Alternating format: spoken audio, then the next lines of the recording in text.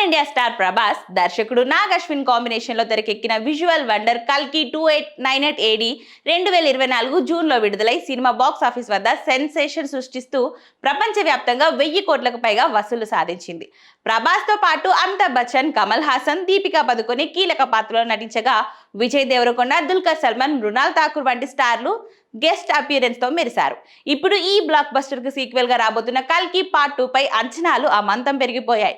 మొదటి భాగం ముగిసిన విధానంను చూసిన ప్రేక్షకులు రెండో భాగం కోసం ఆసక్తిగా ఎదురుచూస్తున్నారు. తాజా సమాచారం ప్రకారం వచ్చే ఏడాది ఫిబ్రవరి నెల నుంచి కల్కి 2 షూటింగ్ ప్రారంభం కానుందని టాక్ వినిపిస్తుంది.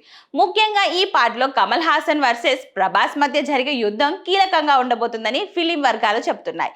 ఈ ఎపిక్ వార్ సీక్వెల్ కోసం దర్శకుడు నాగ్ అశ్విన్ భారీ షెడ్యూల్ ను ప్లాన్ చేసినట్టు తెలుస్తుంది. దీనికోసం ప్రత్యేకంగా సెట్లు, విజువల్ ఎఫెక్ట్స్ పై భారీగా ఖర్చు చేస్తున్నారని సమాచారం.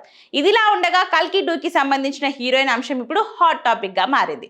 మొదటి భాగంలో కీలక పాత్రలో నటించిన దీపికా పదుకొనెను సీక్వెల్ నుంచి తప్పిస్తున్నట్లు నిర్మాణ సంస్థ వైజయంతి మూవీస్ ప్రకటించినట్లు వార్తలు వినిపించాయి. ఇటీవల తల్లి అయిన దీపిక షూటింగ్ డేట్స్ విషయంలో కఠినమైన షరతులు విధించడంతో నిర్మాతలు ఈ నిర్ణయం తీసుకున్నారన్న ప్రచారం సాగింది. ఈ పాత్ర కోసం అనుష్క శెట్టి, ప్రియాంక చోప్రా, సాయి పల్లవి పేర్లు వినిపిస్తున్నాయి.